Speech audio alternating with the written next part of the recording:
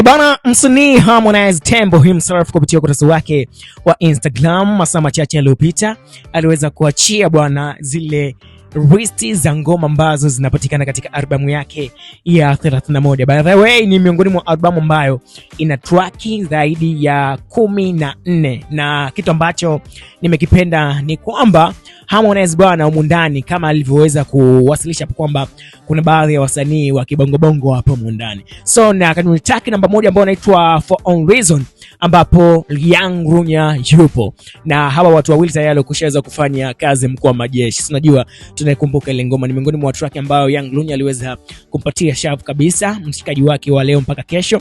Hapa tunamzungumzia Harmonize. So ni miongoni mwa wasanii ambao kutokea hapa kibongobongo yupo, na kwenye track namba 1 kabisa ambayo inafungua albamu ya Harmonize 31, basi Young Lunya amepata baraka za kuwa msanii ambaye yupo kwenye ngoma ambayo inafungua album. Na hapa katika msanii mwingine ambaye kutokea hapa ndani ya Tanzania yupo hapo, namuona the himself mwenyewe hapo, namzungumzia Mario. Hapa bwana ngoma inaitwa Tangazo, na hawa watu chemistry yao tunaifahamu kwa sababu walishaweza kutoa project nyingi sana ambazo wametuaminisha kwamba muunganiko wao wakikutana basi kunakuwa na jambo zuri, una afya nzuri. So yeye Mario amekuwa katika track ya nafasi ya 4. Lakini pia msanii mwingine kutokea Bongo Bongo ambaye ameweza kupata mashavu katika hii albamu ya Harmonize ni Vanny Boy Rayvanny Chui. Yeye amepata bahati ya kuwa katika track namba 7 ambayo ngoma inaitwa Siwezi. So ni miongoni mwa ngoma kali. Yaani ni kali, nasema kali kabla hajatoka kwa sababu nao chemistry yao tayari tulishaweza kuiona katika project ambazo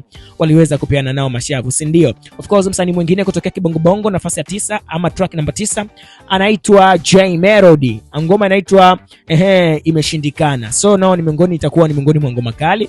Lakini pia hapa nikicheki katika wasanii wengine wa kibongobongo hapa naona kama yeye akaamua kumalizia hapo.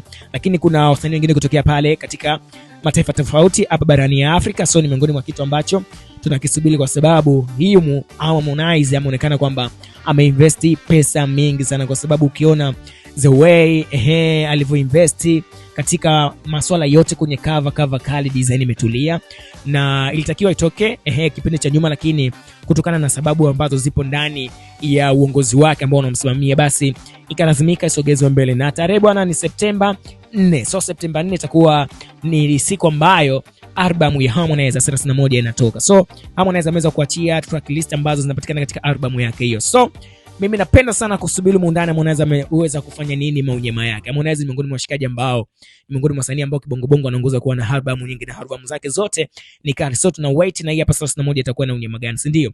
Subscribe katika YouTube channel yetu kama Fimo Online, hakikisha unapata taarifa zote muhimu za kiburudani. Until next time,